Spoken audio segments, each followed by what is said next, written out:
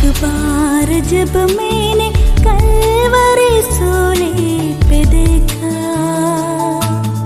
मेरे पापों का बोझ सब खुल गया, मैं आजाद हुआ। मेरे पापों का बोझ सब खुल गया, मैं आजाद हुआ। परमेश्वर के नाम की महिमा हो। प्रभात मनन की आराधना मनन में आप सभी का हार्दिक स्वागत है। आइए आज सुबह की शुरुआत करते हैं हमारे उद्धारकर्ता प्यारे प्रभु यीशु मसीह के नाम से। प्यारो, पिछले सप्ताह हमने मिलाप वाले तंबू के परिसर में रखी पहली वस्तु वेदी पर मनन कर रहे थे। मिलाप वाले तंबू के एकमात्र द्वार से प्रवेश करते ही बिल्कुल सामने दिखाई पड़ता था यह विशाल वेदी, जिसके चारों ओर लहू के छींटे और उसके सींगों से लहू की धारा बहती हुई दिखाई पड़ती थी। परमेश्वर की आज्ञा के अनुसार इसकी आंख कभी बुझती नहीं थी और इसमें से मांस के जलने की गंध निरंतर आती रहती थी, जैसे कि कबाब को आग के तंदूर में पकाने से आता है। यह वेदी परमेश्वर की उपस्थिति अर्थात महापवित्र स्थान में आने वाले रास्ते के बीचों बीच रखी हुई थी। इससे यह समझ में आता है कि परमेश्वर कहना चाह रहा है कि मेरे सम्मुख आने से पहले अपने पापों का दंड उठाओ और फिर मेरे पास आना। हम जानते हैं कि पवित्र शास्त्र के वचन के अनुसार हमारे पापों के मजदूरी का दंड मृत्यु है। तो अब सवाल यह उठता है कि जब एक पाप से ग्रसित इंसान अपने पापों का दंड उठाकर रास्ते में ही मर जाएगा, तो फिर वह परमेश्वर की उपस्थिति में कैसे पहुंचेगा? ऐसे में तो कोई भी इंसान परमेश्वर की उपस्थिति में नहीं पहुंच सकता, क्योंकि कोई धर्मी नहीं, एक भी नहीं। इसलिए परमेश्वर ने स्वयं इसका उपाय किया।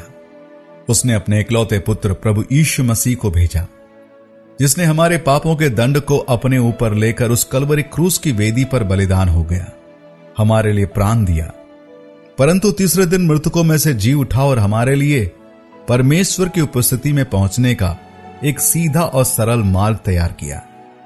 यह पीतल की वेदी प्रभु यीशु मसीह के प्रेम और बलिदान युक्त मृत्यु की याद को दिलाता है। परमेश्वर और मनुष्य के बीच जो पाप और उसके दंड मृत्यु की गहरी खाई थी, उसे प्रभु यीशु मसीह ने अपने मृत्यु के द्वारा पटा दिया। जैसे कि पौलुस भी कहता है, पहला तीमुथियुस की पत्री 2 अध्याय उसका 5 पद, क्योंकि परमेश्वर एक ही है और परमेश्वर मनुष्य के बीच में भी एक ही बिचवाई है, अर्थात मसीह यीशु जो मनुष्य है। परमेश्वर के पास पहुंचने का एक ही मार्ग है, वो मार्ग प्रभु यीशु मसीह से होकर जाता है। और यदि कोई व्यक्ति प्रभु यीशु मसीह का इनकार करता और जबरन परमेश्वर की उपस्थिति में पहुंचना चाहे, तो उसके लिए केवल दंड था। परमेश्वर के क्रोध का दंड मतलब अनंत काल का मृत्यु। जैसे कि परमेश्वर का वचन यूहन्ना 3 अध्याय उसके 36 में पढ़ते हैं, जो पुत्र पर विश्वास करता है अनंत जीवन उसका है, परंतु जो पुत्र की नहीं मानता वो जीवन को नहीं देखेगा, परंतु परमेश्वर का क्रोध उस पर रहता है।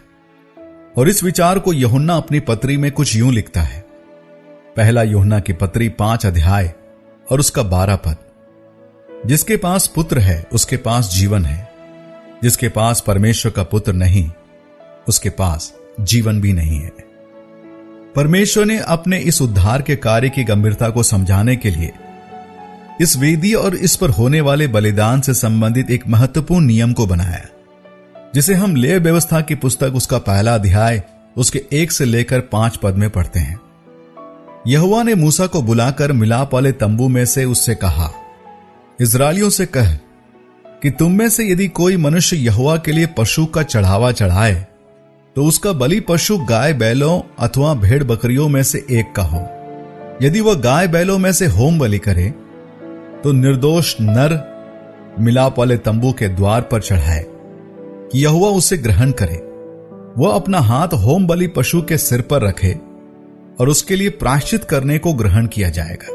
तो वह उस बछड़े को यहोवा के सामने बलि करे और हारून के पुत्र जो याजक हैं, वे लहू को समीप ले जाकर उस वेदी के चारों ओर छिड़के जो मिलाप वाले तंबू के द्वार पर है। प्यारो, जरा इस लाइन पर ध्यान दे, वह अपना हाथ होम बलि के सिर पर रखे। यह एक ऐसी प्रक्रिया थी जिसके तहत उस व्यक्ति के पापों का दंड उस बलि पशु पर स्थानांतरित किया जाता था। अर्थात जैसे कि हमने पहले भी देखा था कि परमेश्वर की उपस्थिति में सीधे तौर पर पहुंचना तो संभव नहीं था। पहले अपने पापों का हर्जाना भरना जरूरी था। जब हर्जाना मृत्यु हो तो फिर एक इंसान परमेश्वर के सम्मुख कैसे जाए? जब हर्जाना मृत्यु हो तो फिर बचता ही क्या है? जब उसका प्राण ही निकल जाए तो फिर इंसान परमेश्वर के सम्मुख जाएगा कैसे? उसी का समाधान था यह बलि पशु का बलिदान। उस बलि पशु के सिर पर हाथ रखकर अपने पापों को उस बलि पशु पर स्थानांतरित करने के कारण उसके पापों का दंड भी स्थानांतरित हो जाता था। अब वह जानवर उस व्यक्ति के पापों को लेकर उस व्यक्ति के स्थान पर बलिदान हो जाता था। इस प्रक्रिया को आज के जमाने में समझना और भी आसान है, जिसे आमतौर पर मोबाइल की भाषा में बोलूं तो डेटा ट्रांसफर कहते हैं। अर्थात जब आप नए मोबाइल को लेते हैं और अपने पुराने मोबाइल के डेटा को उस नए मोबाइल के बगल में रखकर एक ऐप की मदद से पूरा का पूरा डेटा ट्रांसफर कर देते हैं। वास्तव में परमेश्वर इस प्रक्रिया के द्वारा आने वाले मसीहा के बलिदान की गंभीरता को प्रकट कर रहा था। मसीह हमारे लिए मर गया, इतना ही नहीं, वह हमारे स्थान पर मर गया। हमारे दंड को अपने ऊपर लेकर हमारे बदले मर गया। Christ died in our place. इसी सच्चाई को यशायाह भी लिखता है। यशायाह की पुस्तक 53 अध्याय 4 से लेकर 6 में ऐसा लिखा है, निश्चय उसने हमारे रोगों को सह लिया और हमारे ही दुखों को उठा लिया, तो भी हमने उसे परमेश्वर का मारा कूटा और दुर्दशा में पड़ा हुआ समझा। परंतु वह हमारे ही अपराधों के कारण घायल किया गया, वह हमारे अधर्म के कामों के कारण कुचला गया। हमारी ही शांति के लिए उस पर ताड़ना पड़ी और उसके कोड़े खाने से हम लोग चंगे हो जाए। हम तो सब के सब भेड़ों के समान भटक गए थे, हम में से हर एक ने अपना अपना मार्ग लिया और यहोवा ने हम सब के अधर्म का बोझ उसी पर लाद दिया।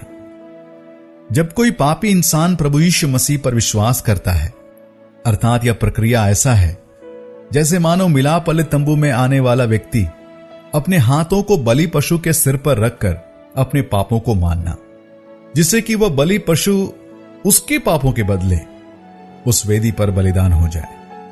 हमारा प्रभु यीशु मसीह जो हमारे बदले हमारे स्थान पर अपने प्राणों को दिया, हमारे बदले अपमानित हुआ, हमारे बदले दर्द सहा, हमारे बदले पिता से बिछड़ना पड़ा, हमारे बदले मौत सही। मैं एक पापी, तुच्छ, अयोग्य इंसान, मुझ में उसने क्या देखा कि उसने मेरे लिए ऐसी कुर्बानी दी? कुछ भी तो नहीं था मुझ में, केवल उसका प्रेम और कुछ नहीं। He loved me so much that he died in my place instead of me. प्यारो, आइए इन्हीं विचारों को मनन करते हुए हमारे प्यारे परमेश्वर और उद्धारकर्ता प्रभु यीशु मसीह के सम्मुख घुटने टेके, उसके प्रेम और बलिदान को स्मरण करके आइए हम उसकी आराधना करें।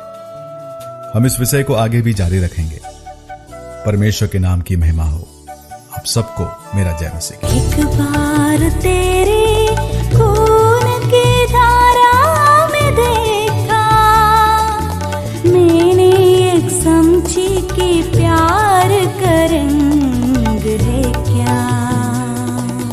जब मैंने अपना दिल में तुम्हें बसाया, जीवन जल की नदियाँ मुझसे उस क्षण से बहने लगी। एक बार जब मैंने कलवरी सूली पे देखा, मेरे पापों का बोझ सब कुल